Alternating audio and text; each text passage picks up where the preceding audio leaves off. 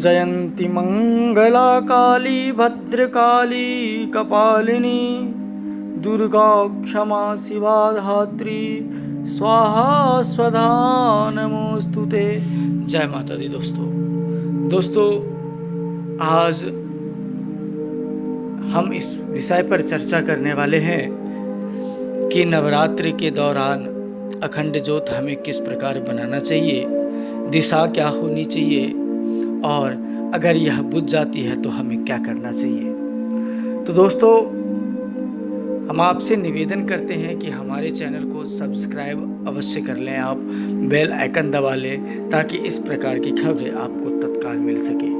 नवरात्रि में माँ के सामने अपनी श्रद्धा प्रकट करने का तमाम तरीके हैं और इन्हीं में से एक है अखंड ज्योत जलाने का।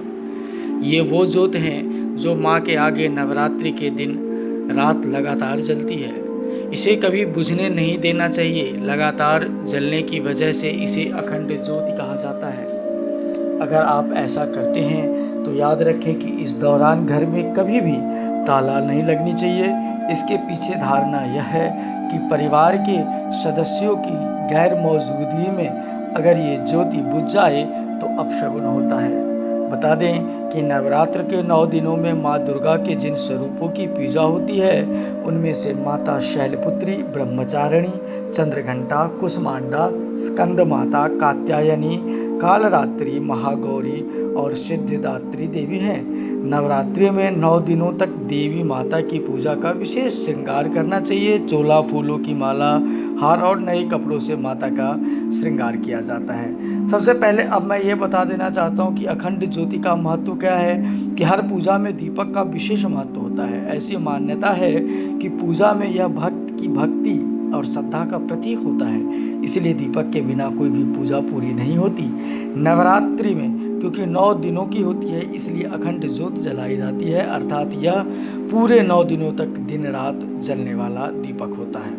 दोस्तों अब मैं बताना चाहता हूँ कि अखंड ज्योत जलाने की विधि क्या होती है। अखंड ज्योत का यह दिया कभी खाली जमीन पर नहीं रखा जाता, इसलिए चाहे आप चौकी या पटड़े पर इसे जला रहे हो तो देवी के सामने, जमीन पर रखे हो तो दिए के सामने, दिए के नीचे रखने के लिए अर्थात दिए को अष्टदल अवश्य बना ले। यह अष्टदल आप चावलों से बना सकते हैं और पीले या लाल चावल या चित्रानुसार या लाल कपड़ा का प्रयोग कर सकते हैं। जैसा कि देख रहे हैं आप, मैंने इस पे किया हुआ है, अष्टदल भी बना हुआ है, लाल कपड़े भी हैं। तो इसी प्रकार आपको अष्टदल बना के दिया रखना है। अखंड ज्योत जलाने में वाला दीपक कभी बुझना नहीं चाहिए, इसलिए इसकी बाती थोड़ी लंबी होनी चाहिए और रक्षा सूत्र से बनाए और 1.25 हाथ का रक्षा सूत्र होना चाहिए।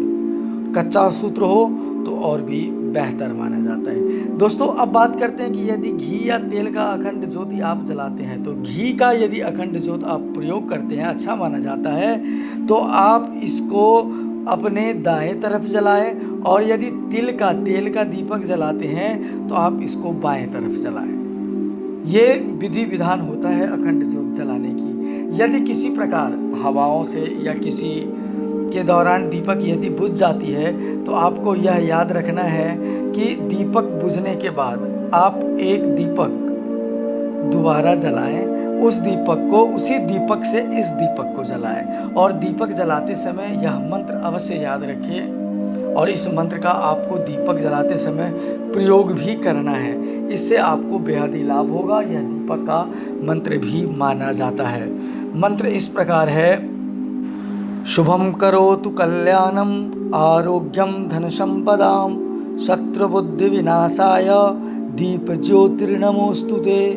इस मंत्र का आप प्रयोग कर सकते हैं। दीपक जलाएं, उसके बाद अखंड ज्योति से प्रार्थना करें।